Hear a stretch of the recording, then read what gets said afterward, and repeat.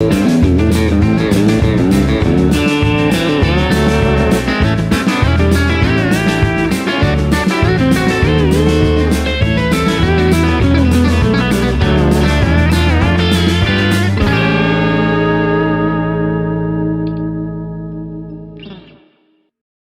hello.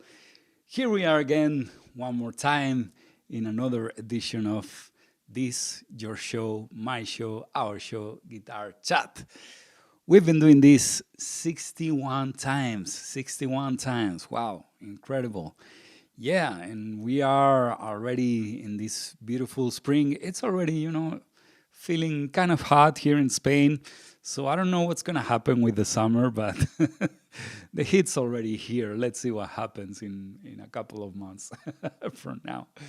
Anyway, Guitar Chat, as you might know already, is brought to you by Vegatrem, the best tremolo systems in the world, for sure. And if you're not subscribed already, now is the time to do that. Now is the time to subscribe. Hit that subscribe button, give us a like, leave a comment too. If you are one of the ones who prefer to use Facebook, you can also like us on Facebook. We are streaming this show also on Facebook at the same time, so just suit yourself. As long as you become part of this family, we're going to be happy, of course. And being part of this family, as I always say, has its perks. For instance, you can enter one of these amazing t-shirt giveaways. You can get one of these, like these ones that I have here. And the only thing you have to do is to leave a comment in one of our live streams. That's the only thing you need to do, besides being subscribed as well, of course. And that's it. So now I'm going to say the name of last week's winner. So the winner of last week's t-shirt giveaway is Antonio Melen. Congratulations, Antonio, felicidades, has ganado una de estas camisetas y nos pondremos en contacto contigo para mandártela a tu casa lo antes posible. We're going to get in touch with you to send you this t-shirt as soon as possible. Also, we have a discount code that you can use whenever you go to our website to make your purchase. You can use it for more than one bridge. You can buy as many as you want. The thing is, you can only use it once. And it's going to be available 48 hours after the broadcast of this show. It's going to be displayed here at the bottom part of the screen, so you need to stay alert. You need to watch the whole thing, okay? So you can get your discount. It's a 15% discount. So yeah, I think it's a very, very good deal. Also, if any of you are going to be at the next NAMM show in April, it's going to be from April 13th to the 15th. Say hi. Come up and say hi. We're going to be at booth number 5031. That's booth number 5031. Come up, say hi, and we would like to meet you in person. Of course, it would be nice. So besides the t-shirt giveaway and the discount code, we also give away VT1s completely free. What can you do to get one? Just check this out. If you play guitar and want to be part of the Vegatrem family, listen to this. We are introducing the Vegatrem Challenge. Each month, we will propose a piece of music for you to play. It could be a lick, a phrase, a riff, etc. You will have to learn it and make it your own. You can use it in any way you want. You can change the tempo, you can change the fingering, change the key, change the harmony. We want you to be yourself. Each month we will announce a new Vegatrem challenge. Once you learn it, you can start making your video. Then follow these steps. Number 1, follow us on Instagram. Number 2, subscribe to our YouTube channel. Number 3, tag us on your video. Number 4, use the hashtag Vegatrem Challenge. Among all the participants, we will choose the best one, and the winner will have a brand new VT1 for their guitar. The name of the winner will be revealed on the first edition of each month on our podcast Guitar Chat. Are you ready? Well, don't miss this and grab your guitar. Well, that's it. That's the Vegatrem Challenge. And right now we're going to see all the participants that we've had throughout this month of March. After that, I'm going to give the name of the winner.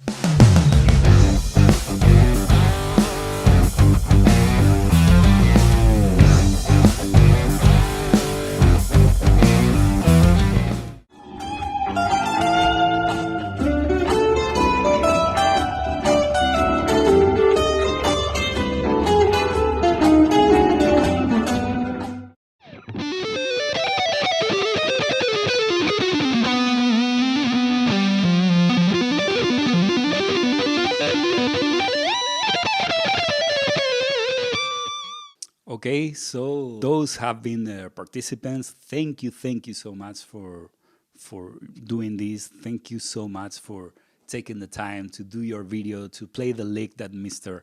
Greg Howe gave us so graciously. And right now, I'm gonna give the name of the winner. The winner of the Vegatrem Challenge for March is Mr. Blake Kawula. Congratulations, Blake. You've been the winner, and we're gonna send you one of these amazing VT1s to your place as soon as possible. Thank you so much for participating. You totally kicked ass. That's what happens when you play as good as you do. The rest of you, don't worry, because we're gonna have a new Vegatrem challenge for April. And this month, we have the collaboration of Mr. Kyriakos GP all the way from Greece, who recorded this pretty cool lick, so everyone can learn it and participate in our Vegatrem challenge.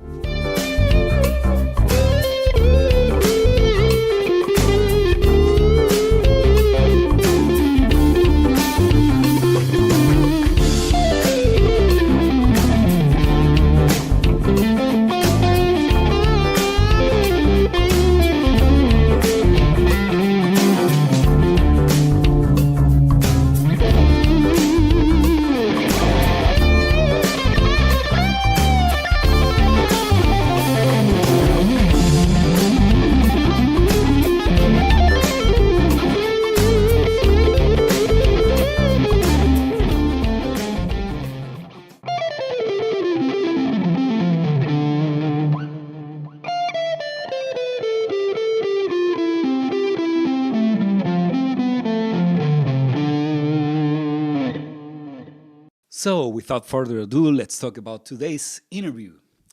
Today we have a very special guest with us, Santiago Alvarez, former amp designer and technical director for Marshall. He's been in the industry for many years and has played a significant role in shaping the sound of modern music, designing and developing amps for artists such as Yngwie Malmsteen, Joe Satriani, Slash, among many others. So it's a very interesting conversation that we had with him. Don't miss it. Here it is. Well, here we are, Guitar Chat. Welcome to Guitar Chat. And today we have a very special guest.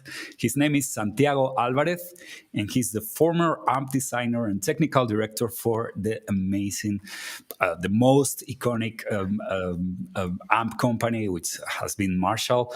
Thank you very much, Santiago, for being here. How are you doing today? I'm very well, thank you. Thank you so much for remembering me and asking me to join. It's always a pleasure to bore people with stories and so on. Well, I hope I'm pretty sure we're not gonna be bored, because I mean, for the people who are watching us, if you have ever played a Marshall amp, you have a lot to thank to this guy, because chances are he's been the mind behind the design and everything. And I mean, it's an amazing thing that we have the chance to talk to you about all this, and you get to tell us a little bit about all these stories, right? Yeah, I mean, I always say it's a lot of luck to reach, like being technical director of Marshall. You need to work your luck. I mean, it's not that I was at home and somebody knocked the door and, hey, you want to work for us? But I mean, I consider myself privileged, like being able to put my contribution in a company like Marshall. Some amplifiers that, I mean, are being manufactured for so many years. They're still in production, and they are now in the catalog of becoming a classic in a way, like the JVM. So it's a healthy pride, It's like go to a shop and say, actually I did this, It's of course. Pride. I mean, of course. I mean, every time, for instance, if you see like a guitar player playing out there, like maybe on a live concert, or if you listen to a record and you know that they're using your designs, you must be super proud of it, right? I mean, contributing to that way, right, to the history of rock and roll, right? it's both sides, because you know what also is what makes you feel also very proud is when you go to any shop in the world and they have a little Marshall MG, you know, the $99 10 watts crappy sounding thing, and I also did that, you know. So it's Nice. it's not that Slash is playing or was playing an amp by design, or Satriani keeps playing or whoever. I mean, of course, that's a dream, okay? That's meeting your heroes. That's right.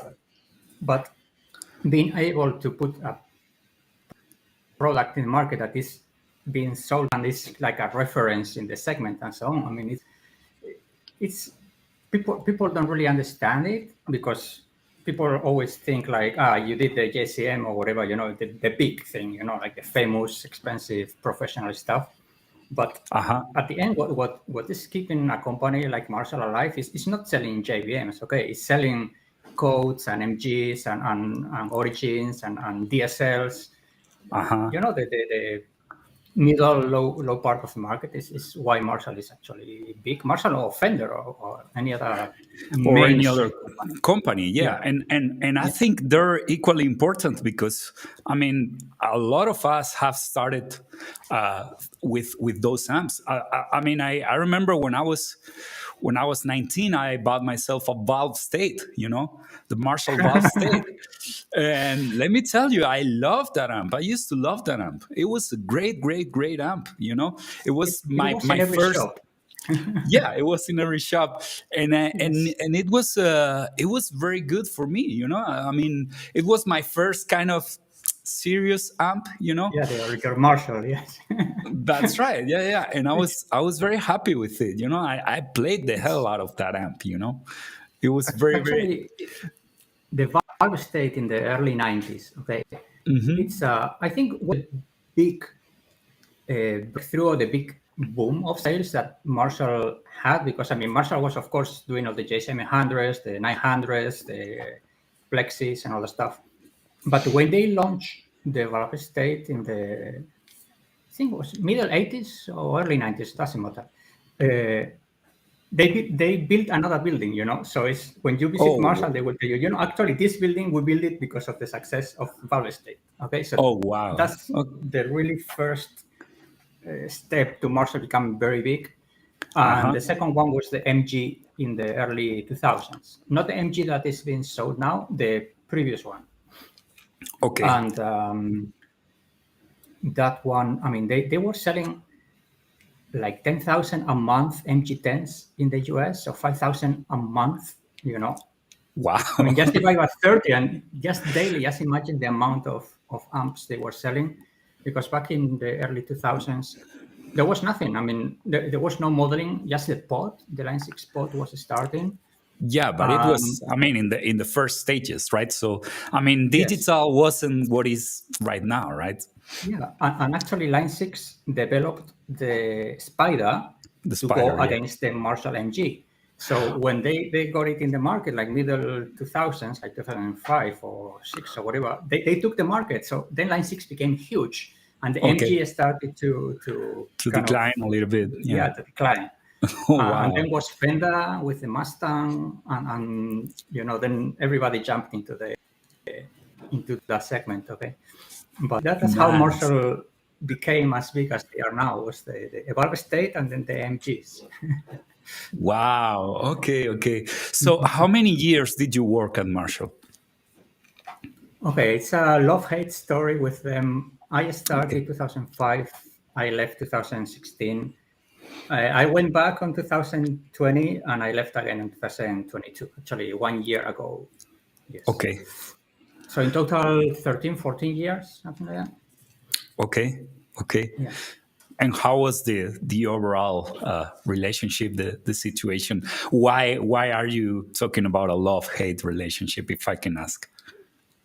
It's like every company. I mean, you see Marshall is like a very glamorous and some company, but it's a day by day. Okay, so it's a company. The company has to make money. The company has to sell. The company has an internal structure. The company has managers, has a structure, you know.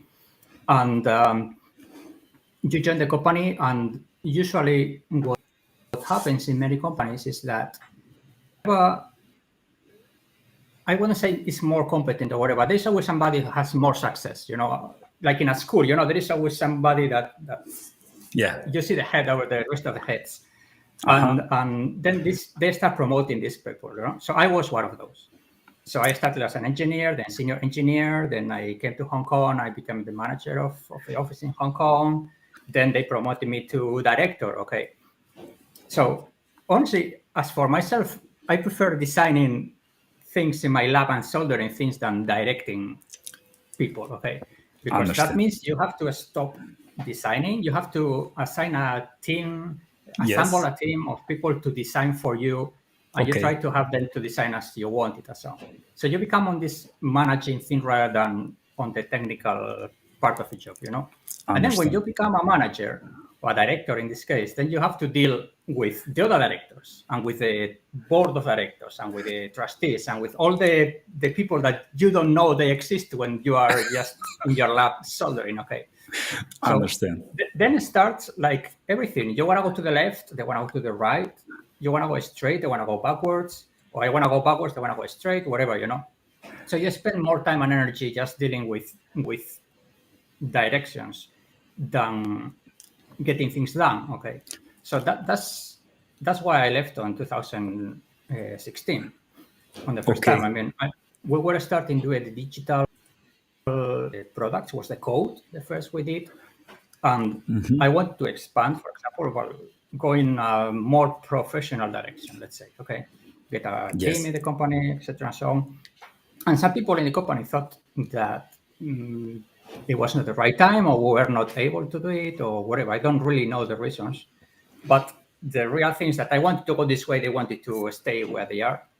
And then you say, okay, I mean, if it's really what you want, I'm not interested, you know. I mean, you come to a point that you are directing an orchestra and they ask you to play Mozart and you want to play Wagner, and it's like, sorry, I really want to play Wagner, you know, I don't really want to play Mozart. So we just split. I mean, it was not, I mean, we didn't throw the chairs to each other and they came nothing personal. No, I mean, the fact is I went back, okay. So I went out, I started doing my own projects. I mean, not my own personal project, but working for other companies. Okay. I did not guitar amplifier related in many cases, you know, like soft tube controllers and some power supplies and Class D PA, you know, professional audio, a bit of everything. And also, at some point, Marshall called me back. Hey, we need somebody to design this amplifier for us. Do you want to help? And I say, yeah, why not? I mean, I have no problem. Yes. So it happened. The story repeated itself, you know. So I went back, started working with them. They say, okay, why don't we just work together again? So they offered me the job back as technical director, and then they started changing the management. Okay, the top management changed, the managing director and so on. And you see already that it's going to the place that it was going to go, you know.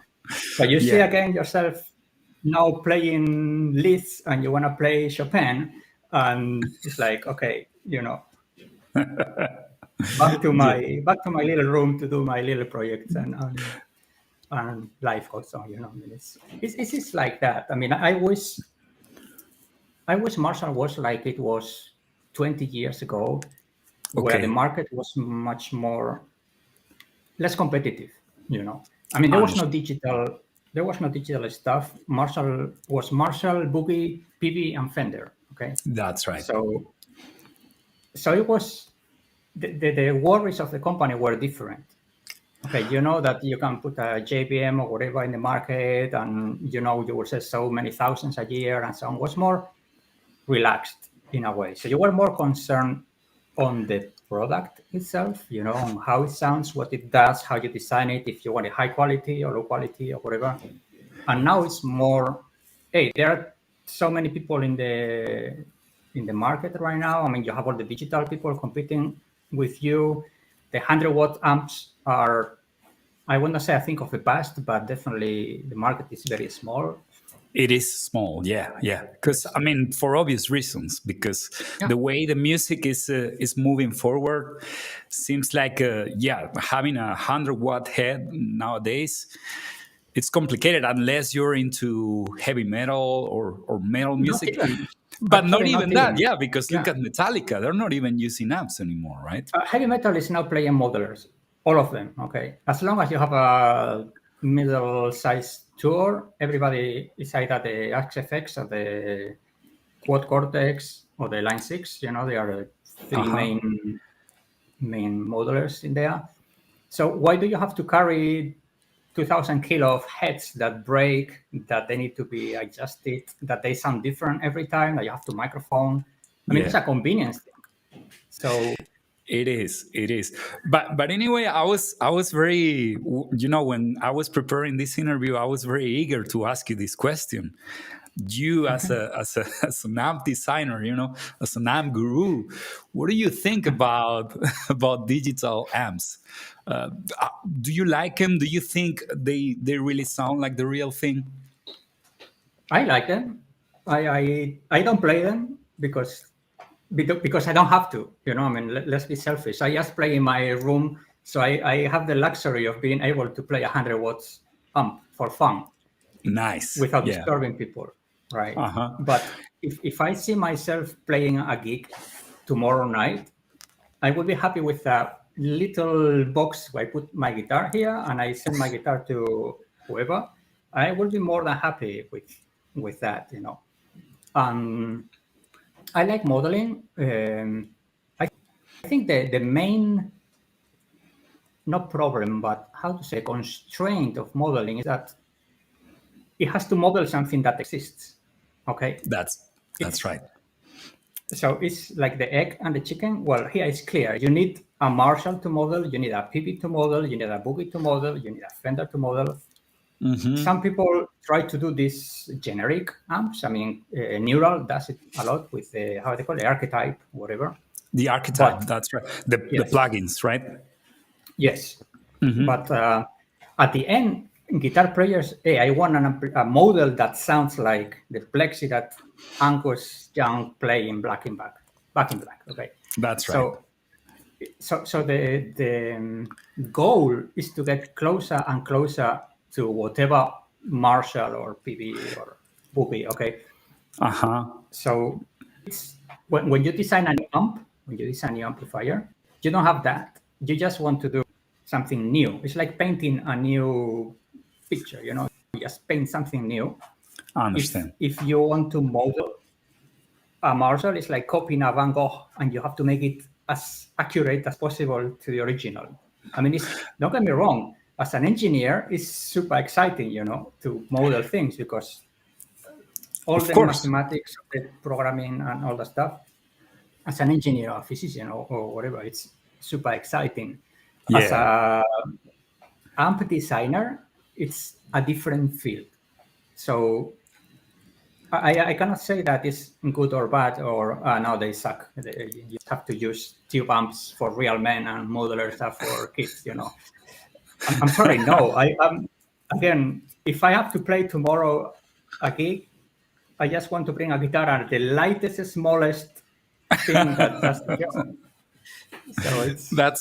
So so how about the feeling when you play? Because there's something I don't know if I should call it like something like magic, or it's just the air moving, coming out of the speakers. But I mean, I agree with you. I know the convenience of the digital modelers. It's great, but there's still something that's missing whenever you attack with the pick that you find in the real thing. I don't know if you agree with me with that. I do agree. I mean, it's less and less. That's again the modeling. What you think is, imagine you have a curve, and you have to find a mathematical function that approaches the curve.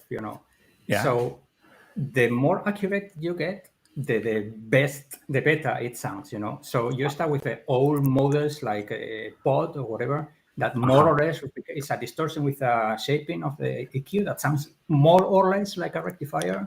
Yes. Then you keep developing and developing, and then you get closer and closer and closer. So you get all the distortion right, the harmonics right, the whatever, the tone control is perfect, the amp feedback, but then it starts like, how can you model like the interaction between the guitar and the modeler? Okay, that you cannot really model that because that depends on the guitar.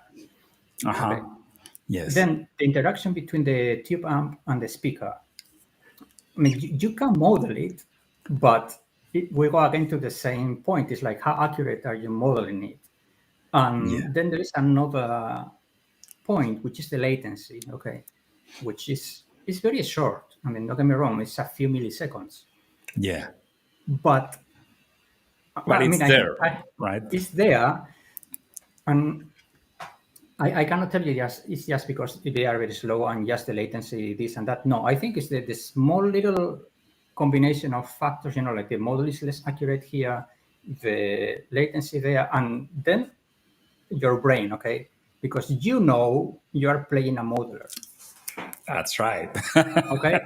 So you're playing a modeler, you already think it works, okay? Or not, but you already know it's a different situation. You may care, you may not care, but some people will say, hey, you plug me in that box, sorry, I don't play that, okay? I don't want my guitar converted in ones and zeros. And they already, I mean, they are close, that's it. You cannot do anything. Even if the modeler sounds better than the Marshall with the microphone, with the mixer, with the compressor, with the EQ, okay? So it's, you start talking about the psychology of the guitar player, okay, which is very complicated. It is complicated. Well, talking about guitar players, I know you've worked along with such an amazing stars like Yngwie Malmsteen, like Slash, like Joe Satriani. Tell me how did you approach developing amps for people like Yngwie, for instance? Actually, Yngwie was the easiest one. Oh, really? I mean, it's not that the others were difficult at all, Okay. I mean, I did 4 amps, was Kerry King, Slash, Yngwie, and Joe Satriani, okay? So first one was Kerry King. He pretty much came, this is my JSM 100, this is my Boss EQ, this is my Robtron Hash, I want this in a box, okay? So the whole rig together, right, in a box. So I just went to the lab. I copied the EQ, not the circuit, but just the curve of the EQ. I modeled it in analog form. Okay. I put a noise gate, studio noise gate, which was adjusted, and then everybody copies now. And a JCM 100, and that was working with Kerry King. It was the first amp we did for him, the first prototype. He put it on tour straight away, and he toured with it.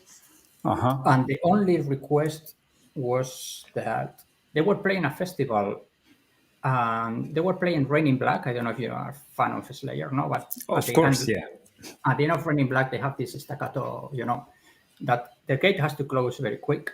It wasn't quick enough, and you can hear the pumping, the gate closing. So that's the only adjustment we had to do, just to make the gate quicker and so on. That was working with Kerry King. I mean, then he invited us to so many concerts in the tour in the UK. I was living in the UK by then. Okay. And became quite close. I mean, I haven't spoken to him for many years, but we came along very well. I mean, it was super easy to work with him. He got what he wanted, and off you go, just happy customer. And awesome. with Yngwie was pretty much the same. They said, hey, I want this 100 watts plexi from 1972 or 71, I forgot, and with this DOD, the gray one, the Yngwie one, the YJM 308 or whatever it was. Okay. Not the yellow, the gray one. Okay. Noise gate, and I want the master after the power amp. That's what he requested. Okay, that's a power attenuation. That's what he wanted. Okay, got it. So again, it's easy, because you know what the DOD is, you know what the gate is, you know what the attenuation does, and you know what the plexi from 1970 or whatever is. So again, we put it in a box, we sent to him, and I mean, I was tell the story, but he called me at 2 a.m. in the morning, of course, because he's in Miami and I am in Hong Kong. So he just got the amp, and I was sleeping just before now, and telephone rings, I see there Yngwie Malmsteen. I am like, oh, crap, I mean, this guy calling me now is like something happened. Stuff. Yeah. Something is wrong here. I was like, should I pretend I'm sleeping, But I said, no, okay, let's answer. Hey, Yngwie, how are you, Hey, Santiago, this fucking amp, it's just like big, like my balls, and sounds so big, and this and that. And actually, I don't want to talk anymore because I want to play more. Bye, I didn't say anything, And he left you there in the middle of the night, right? Well, at least it was a good thing, so I could sleep happy afterwards. Oh, yeah, for sure. Yeah. Awesome. Man, that's I'm in touch with him from time to time. Every time he plays around, I go to see him, and the whole family, he and his wife, and they always treat me like part of the family, Even at NAMM, they always bring me to the backstage of Fender with the Marshall T-shirt like this, and it's like, I think it's a bit too much, But yeah, Yngwie, I mean, I know people have stories and so on, but from my side, I cannot say anything bad because he treated me so good. And Slash also, Slash, I am in touch with him all the time. Okay, so you've been developing his signature amps as well. Slash was because he wanted to do something with Marshall, and Marshall wanted to do something with him, and it just happened to be near the anniversary of Appetite for Destruction. Okay. So I guess between artist relationships and marketing, by then they kind of had the idea of, hey, why don't we do this this unknown amp that nobody knows that Slash used to record Appetite for Destruction. Okay. And again, because I was working with all those guys, they assigned it to me, and also because logistical reasons and stuff, because everyone in the US, so I can travel there, do 2 or 3 things at once, and also because I was a fan, okay? So that also counts. So they assigned the project, and then we started talking to him. It was all recorded. I don't know if you saw the videos from Marshall. We went to the studio with him, and then we started talking with Eric Valentine, the engineer, about recording the app, about what we think it is, what we think it's not. And that was a bit of a experiment in a way, because again, nobody knows exactly what the Marshall was, okay? Everybody knows more or less what's inside, but nobody knows exactly what components were inside. Oh, wow. Okay, but is that because he picked it up from somewhere very strange, or? It's a funny story. Okay. That amplifier was rented. SIR is a big company in the US that rents equipment. You go on tour, you can rent the amps for them and so on. So they rented the amplifiers for recording, and then it was stolen, I think, or lost. I mean, I forgot the whole detail. It's everything in the internet. So the thing is that the amp disappeared. Okay. So I think actually Slash liked it so much that he stole it from SIR, and then disappear, or somebody took from him, or maybe he wanted to record and then they put it back or something, Okay. So that amp disappeared. It's the same amp, I think, that Dokken, George Lynch used. Yeah, I think used to record with the same amp. I think there were 2 modified, but either they were put back to originals. I don't know. I mean, there is so much rumors and so on. Nobody really knows. Of course. But it was known more or less how it was modified. Okay, so that was the starting point. It's not that we were blind and we didn't know where to start. That was in the internet since the 90s. Okay. I knew all the stuff already in the news, the old news groups and so on the internet. And they gave us the master of Night Train and Switch Out of Mine, I think it was. So Slash was able to talk to whoever owns the masters. So they put it in a CD. So we had a reference of everything. Actually, he sent me the full master. I have the guitar. I had the guitars. So him and Izzy and the bass and the vocals, which were actually awesome. You know, if you hear the vocals. So, I mean, that's history of rock and roll, right? It's amazing. Yeah. So that was all the masters that we used that as a reference. Okay. And that's how we did. We presented one amp to Slash. It was, let's say, 98% there. He put it on tour.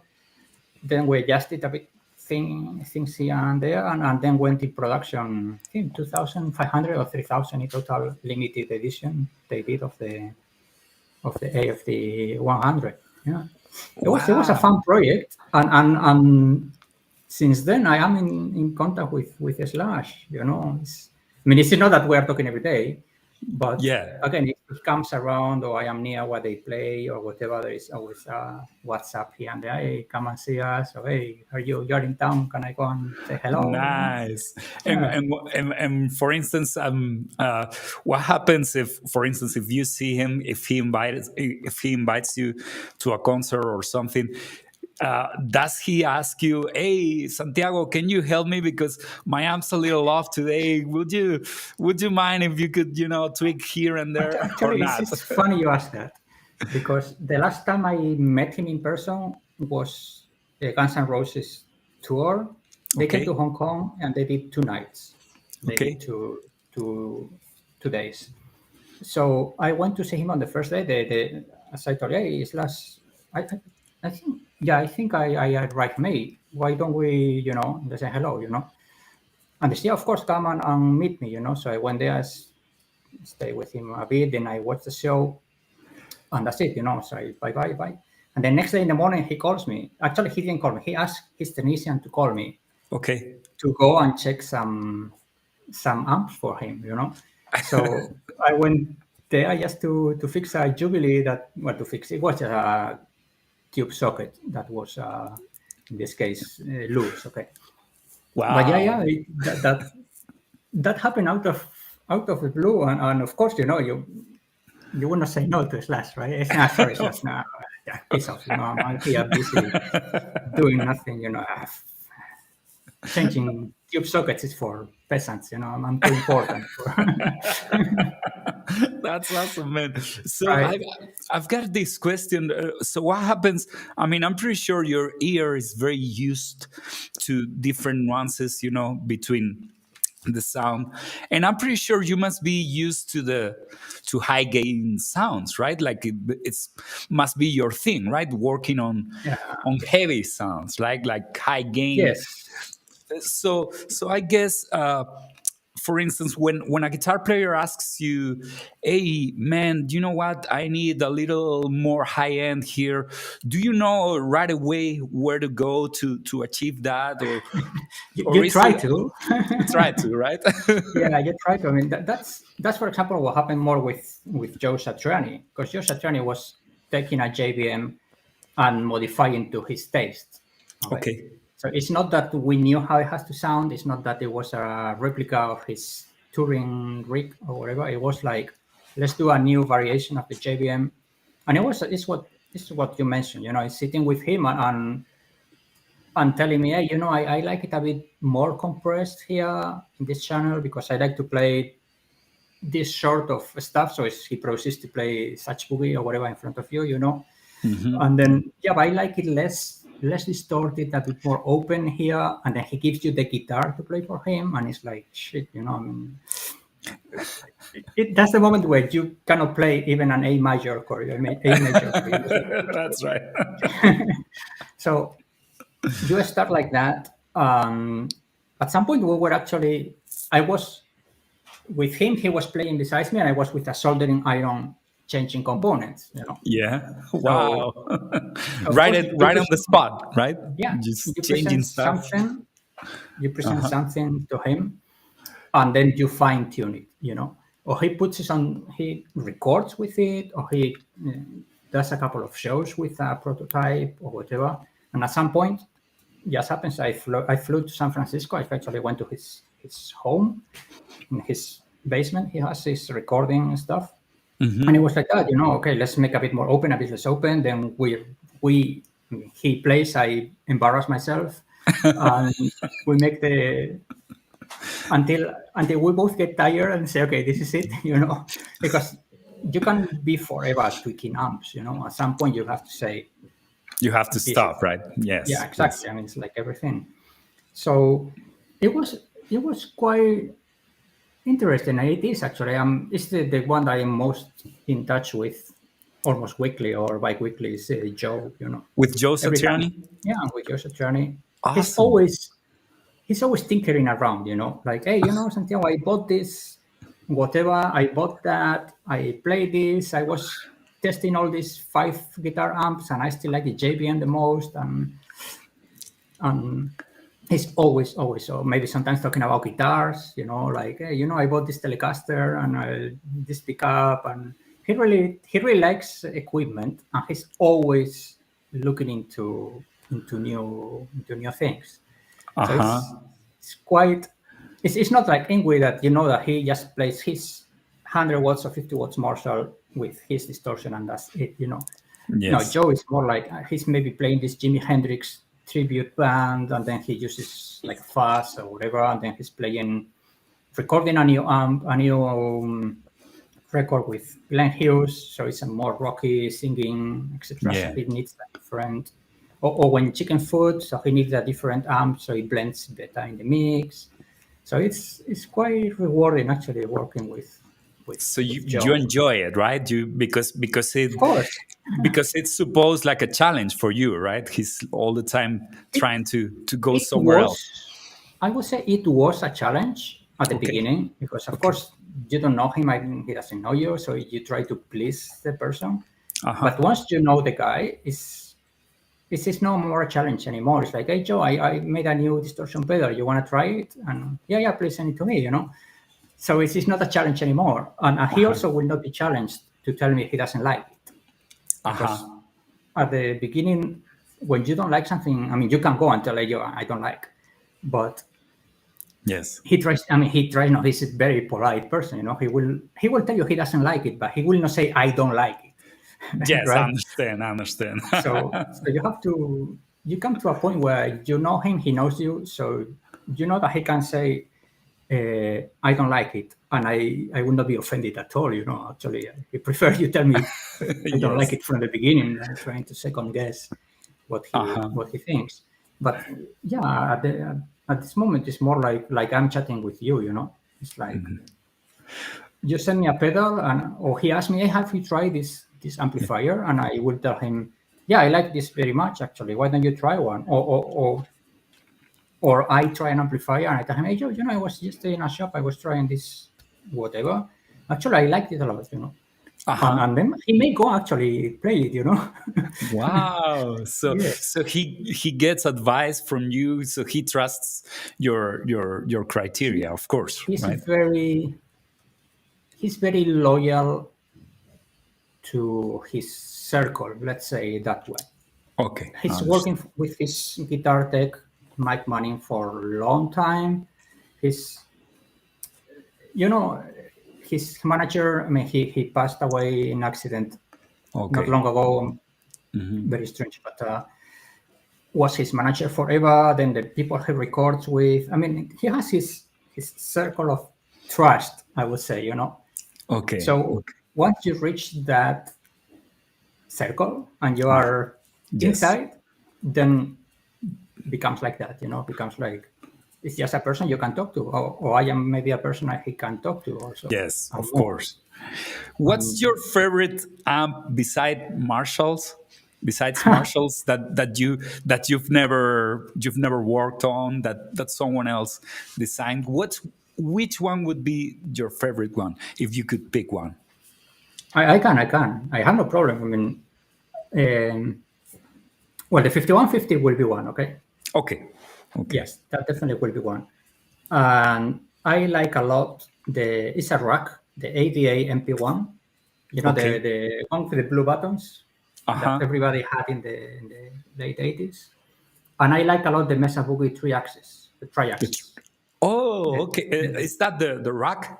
Yeah, with all the red numbers. Oh, Actually, wow. that's what I'm playing every day now.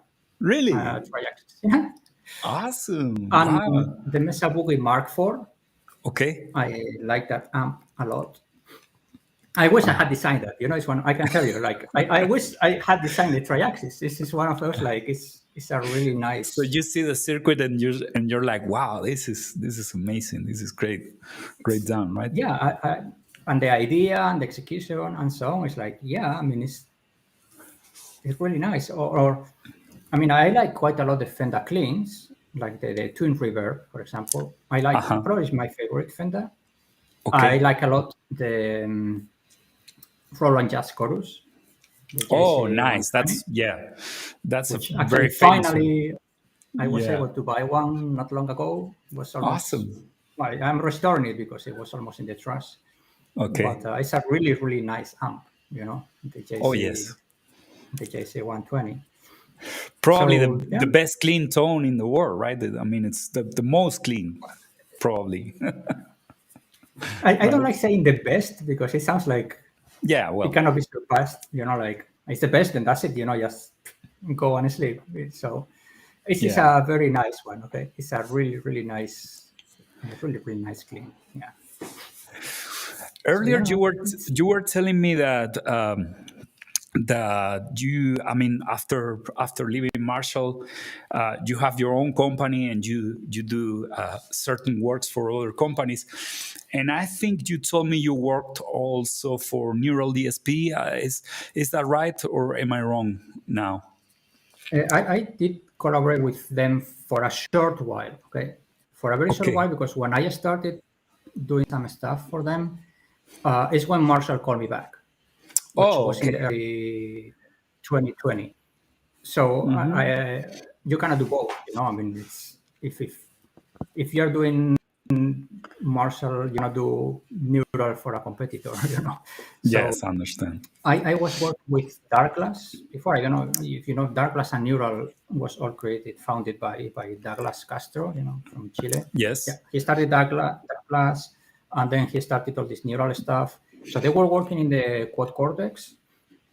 And at some point, I started doing some evaluation of the very first prototypes with him. Actually, I had one of the very first quad cortex. I had it in my desk. Okay, it's not showing off, but it's where I joined the development. Okay, but it just happened that at that point is when Marshall asked me to do some work for them. So it's when you have to choose, and Marshall say, okay, you can come back as technical director and so on. So I have to tell Douglas, sorry, but I'm going back to Marshall, so I don't think you will. I mean, I cannot. It's you have to choose, but you cannot. It's by contract, okay. So that's why I didn't work for them or with them anymore. Yes. Yeah, maybe if I don't join Marshall, I'm still doing things for Neural. It's a very nice company. It's an interesting company. In Finland, in Helsinki. Yes. I mean, they have the luck to have Douglas Castro, the owner, CEO, whatever, because he's very passionate what he does, and he's very powerful at getting things done, but not in a bad way. He will not come and just, I want this tomorrow. He motivates people. He gets the things done. I mean, you can see how big Neural has become from zero, okay, from the vision of him. No. It's becoming a very, very important company, and they're doing amazingly. Not only with the quad cortex, but also with the plugins that they're developing. They really, really sound very well. Definitely, they are very smart with marketing. Okay, because at the end, it doesn't matter how good you are, your plexi model is. It doesn't matter how your rectifier is. I can do maybe a better. I mean, I cannot, but maybe a DSP engineer in his basement can do a better, 0.1% more accurate rectifier than they do. Okay. But you have to sell it. Okay. That's you have to sell it, and you have to make yourself known, and you have to select a part of the market and so on. So they really did that very well with Darkglass before, and then with Neural, they got this internet, I don't know how you call it, influencers, marketing, forums. They know how to advertise things, how to reach their market, and then the product is very good, okay? Because, you can have very good marketing, but if the product is bad, it doesn't matter. That's right. But also can happen that the product is very good and the market doesn't engage, for whatever reason. Yeah. You never know. Yes. I think they're very good at choosing the right artists as well, and they're very good at the marketing thing as well. And of course, on top of that, they put out very, very good products, and that's why they're so successful lately. There is always one neural, okay? Same as there is always one Friedman, or there is always one Bogner, or there is always one Diesel. If you see the evolution of high gain amps, it was like the Soldano SL100, then was the 5150 rectifier. Then everybody wanted a Bogner, the Ecstasy or whatever. Yeah. So that was the amp to have. Then after the Bogner was the Diesel, okay? So then you had to have the Diesel, the VH4, the Herbert, or whatever it was. And then the XFX came in, So then you have to have an XFX, okay? Yeah. So then who is next, So then after the XFX, it blurred a little bit. Was the XFX2, whatever. Then the Helix, after Yamaha bought Line 6.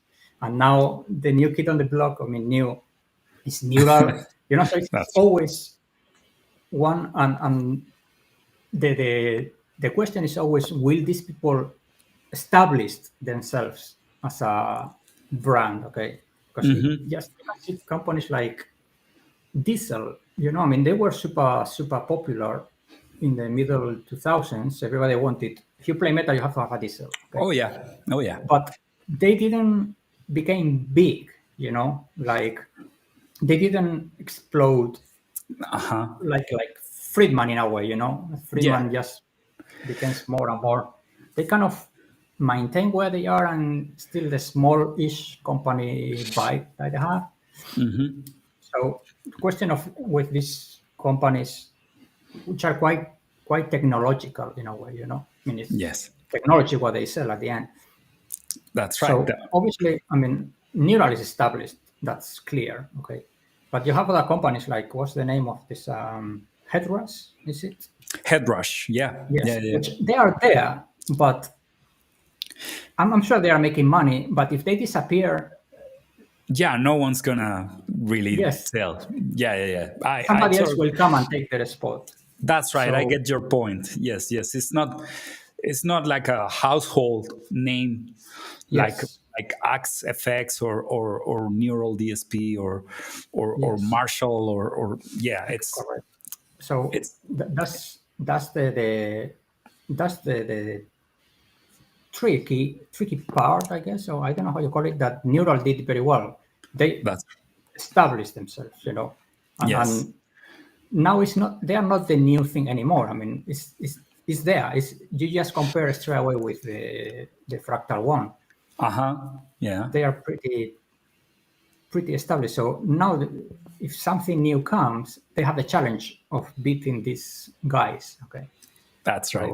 And that market is getting more and more crowded, also because the technology is improving. Is easier from a programming point of view to make things more powerful, just because computers get more powerful.